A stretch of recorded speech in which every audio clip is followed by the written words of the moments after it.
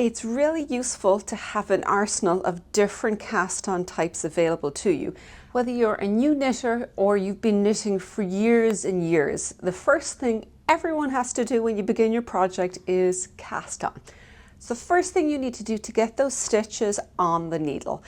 But if you're like most knitters, you've probably learned one or two basic cast-ons that maybe your mother taught you or your friend who was a knitter showed you.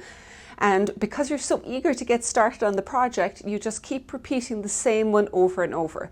And for most projects, that works really well. Like if you're happy with the way it looks, you can just kind of continue on using the same cast-on.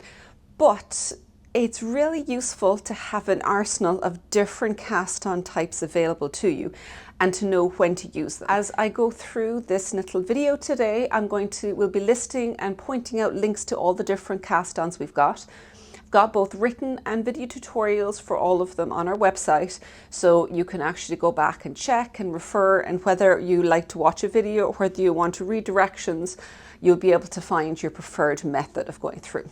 So we'll start off first of all with some of the more standard ones. So when I learned to knit, the very first one I would have thought would have been the knitted cast-on.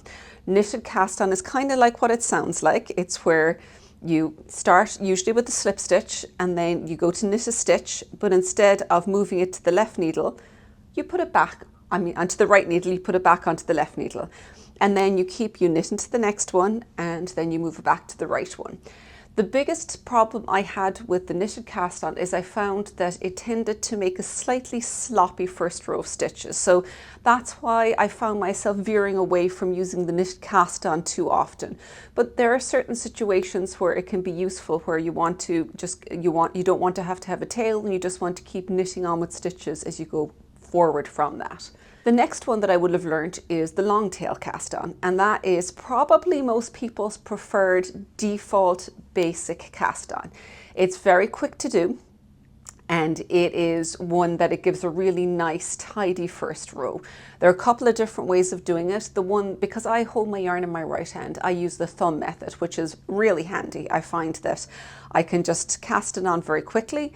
If you hold your yarn predominantly in your left hand, you're going to use what will be a slingshot method, where you have index finger and your thumb and you pick up from one and you lift it onto the other.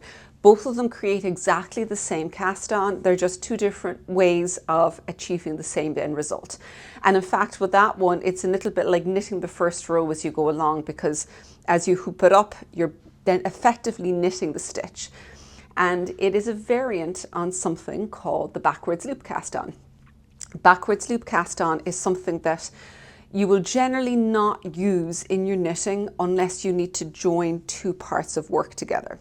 So if you're going for where you're taking a sleeve off and you want to join in the underarm and you don't want to turn your work, then the backwards loop is great, because you just twist a loop on the yarn and you pop it on the needle, on your right needle. So you're twisting it and popping it on.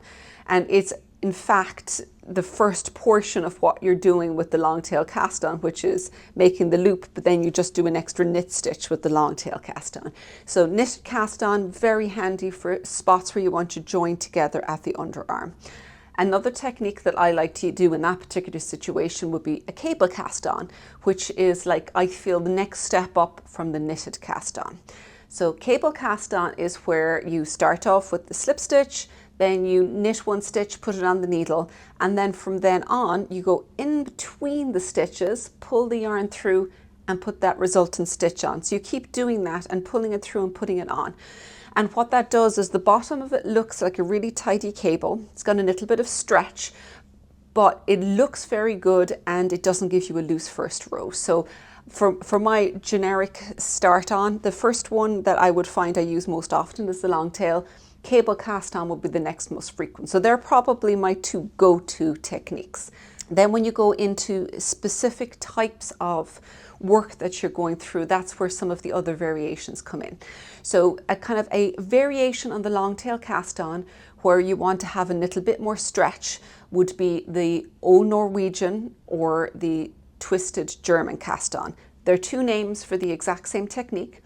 It's almost the same thing as the as the Longtail Cast-On, except the only difference being, but use the slingshot method.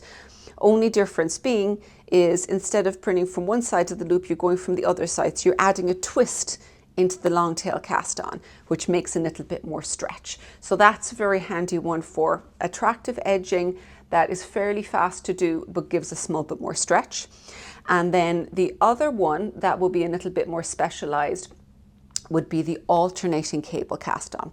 So the cable cast-on I was telling you was where you go in between the stitches, you pull the yarn through and you put it on. What that creates is a knitted cast-on. But if you want to make a 1x1 ribbing look like it's continuous from the cast-on up, then you can do what's known as the alternating cable cast-on, where you'll do one stitch that's knit and you put it on. Next one you come from behind and you purl it. So it means that the cast-on itself has got knit, purl. And if you're doing a 1x1 ribbing, it'll flow continuously and look really, really nice. So then that brings us to the last well, I suppose a couple more variations. One of the biggest variations that I use a lot is a provisional cast-on. Provisional cast-on is pretty much what it sounds like. It's one where it's going to be removed so that you can knit in the other direction afterwards. So the kind of things that you would do that for would be, you have a crochet provisional cast-on and the invisible provisional cast-on would be the two methods that I would use most often. And when you have knit up to the point where you want, and if you want to work in the other direction, you just undo it, put it on the needle and you're ready to. And then the final one that it's worth taking a look at would be some stretchy cast-ons, like Jeny's Stretchy Cast-On.